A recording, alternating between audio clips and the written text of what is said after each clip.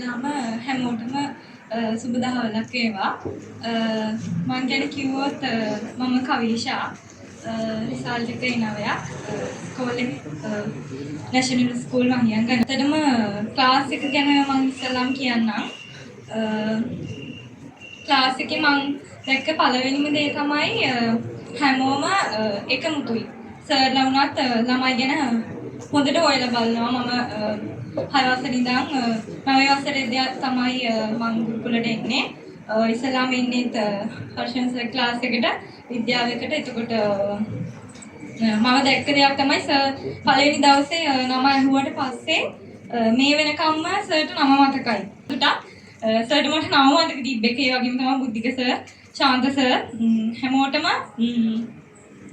මගේ ශාන්ත සර් ගැන කිව්වොත් එහෙම මම අද ඒ නමයක් අරගෙන මෙතන කතා කරන්නේ ශාන්ත සර් හින්දා.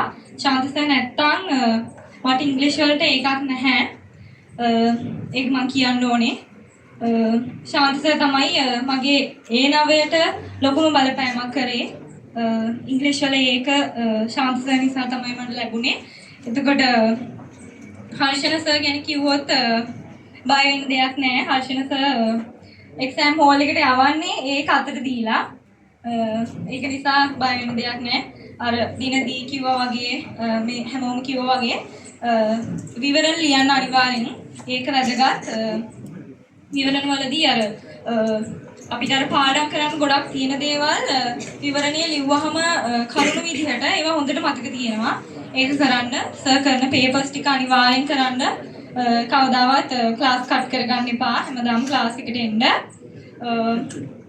එතකොට බුද්ධික සර්ත් එහෙමමයි ගණන් වලට ඇත්තටම සර් ළඟට ක්ලාස් එනකොට 9 වසරේ ඉඳන් අවසාන ටර්ම් ටෙස්ට් එකට මට ලකුණු මට මතක විදිහට 60 ගාණක් තිබ්බේ ලකුණු. සර් ළඟට ඇවිල්ලා සර්ගේ පේපර්ස් කරලා පාඩම් කරන්න පටන් ගත්තේ සර් හින්දාම තමයි. ඒක තමයි කියන්න ඕන අම්මයි අප්පච්චි සර්ලා ගොඩක් උදව් කරා. අනිත් එක තමයි නිර්මලා ටීචර් කනිෂ්කයි මායි එකටම අපි දෙන්න කියන දන්න අය දන්නවා අපි දෙන්න හැම වෙලාවෙම එකට ඉන්නේ. ටීචර් ගොඩක් උදව් කරා මට. මේ මාව දිනක් දානවා, මාව හෙදවල 60 අරන් යනවා. ක්ලාස් ඉවරනාම 10ට නැත් 10ට ඉවරනාම ආව අරන් යනවා.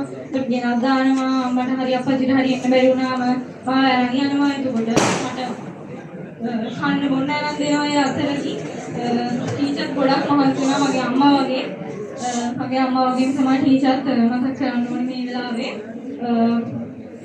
එතකොට මොටිවේෂන් එක මමම මොකද තමයි මම ගත්තොත් අර ලොකුවට සල්ලි තියෙන එහෙම පවුලක කෙනෙක් නෙමෙයි. අම්මයි අප්පච්චිලා එහෙම ලොකුවට සල්ලි නැහැ. ඒක නිසා ඉතින් මම මොටිවේට් උනේ මගෙන්. මගේ මොටිවේෂන් එක මම. ඒ කියන්නේ මම හිතන්නේ කවදා හරි අම්මවයි අප්පච්චිලා බලා ගන්න ඕන මම. එතකොට ඒක නිසා මම කොහොම හරි මේක කරන්න ඕනි. සමහර දවස්වල මේ ඔය ගොඩක් අය දැන් පාඩම් කරනකොට එහෙම මේ කන්න බොන්නේ මේ දේවල් ඇත්තටම එහෙම තිබුණ නැහැ මට. කන්න බොන්නේ එහෙම එච්චර උමනාවක් තිබෙන්නේ නැහැ.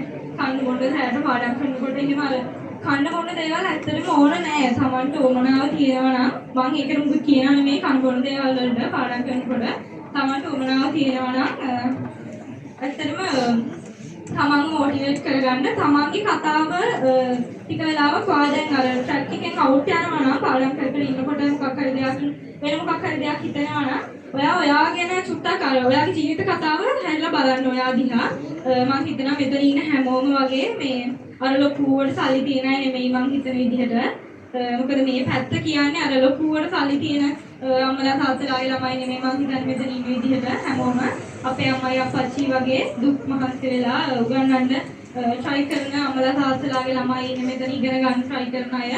එතකොට ඔයාලව මොටිවේට් කරගන්න ඔයාලගෙන් ඔයාලගේ ජීවිත කතාවෙන් මගේ අම්මා මෙහෙම දුක් වෙනවා මම වෙනුවෙන් දුක් මහන්සි වෙනවා මගේ අම්මා තාත්තා ඒ දෙන්න මෙහෙමයි මගේ සතුට ඔයාලා දැන් රිසල්ට් එකක් අරගෙන ඇත්තටම මම රිසල්ට් එක දැක්කී මට ඇඬුණා ඇත්තටම කිව්වොත් මමයි මගේ අම්මයි දෙන්න තරගෙට ඇඬුවේ සතුටට.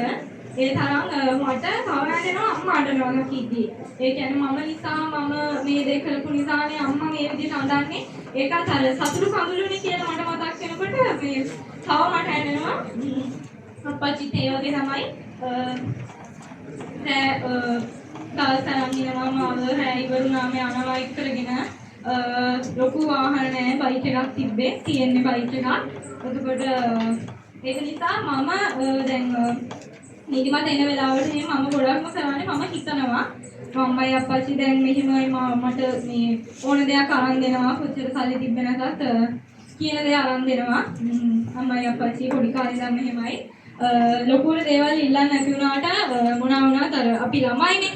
ඒකට ඉතින් ආසෙ හිතනවා දැන් දේවල් වලට ඒව අරන් දෙනවා. ඒක නිසා අර මම ගොඩක් දුරට මම පාඩම් කරන්න බැරි වෙන වෙලාවල් ඒ කියන්නේ මට බෑ හිතන වෙලාවට නිදිමත හැදෙන වෙලාවට ෆෝන් එක බලන්න හිතන වෙලාවට මම ගැන හිතනවා චුට්ටක් කල්පනා කරනවා මම අප්පච්චි දුක් මහන්සි වෙනවා. ඒක නිසා මම ඉගෙන ගන්න ඕන කියලා මම හිතනවා මේ මෙතන ඉන්න හැමෝමත් ඒ වගේ මමලා තාත්තලා දුක් මහන්සි වෙලා හම්බ කරන සල්ලි වලින් ඉගෙන ගන්න ළමයි. ඒක නිසා ඔයාලව මොටිවේට් කරගන්න ප්ලෑන් එකකට වැඩ කරන්න පාස් පේපර්ස් ටික කරන්න විවරණ ලියන්න ගණන් හදන්න පුළුවන් තරම් ගණන් හදන්න ඉංග්‍රීසිත් එහෙමයි ඔයාලා දැන් අලුත් සර් කෙනෙක් ඉන්නවා සර් එක හොඳට වැඩ කරගෙන යන්න ඉවර්ඩ් පාඩම් කරන්න ඉස්සර අපිට ශාන්ස් සර් කියනවා වගේ තමයි පුළුවන් තරම් ධර්මානුකූලව ජීවත් වෙන්න බලන්න මමත් එහෙමයි එතකොට අර ස්වභාව ධර්මයත් එක්ක ජීවත් වෙන්න බලන්න මේ දේවලුත් ඔයාලට බලපානවා සර්ලගේ හිත රිද්දන්න එපා කොයි වෙලාවකවත් ගුරුවරුන් හිත රිද්දන්න එපා ගුරුවරුන්ට මොකක් කියන්න එපා අම්මලා තාත්තලාත් එක්ක රණ්ඩු කරන්න ඒව මේව කරන්න යන්න එපා ඒගොල්ලෝ කියන දේවල් අහන්න එතකොට අර ස්වභාව ධර්මයෙන් බුදුදහමට අනුව ඔයාලට මේ දේවල් ලැබෙයි ඉතින් ඔය විදිහට වැඩ කරගෙන යන්න ඔයාලා හැමෝටම ඒ නවයක්ම ගන්න බල ලැබෙන්න කියලා මම ප්‍රාර්ථනා කරනවා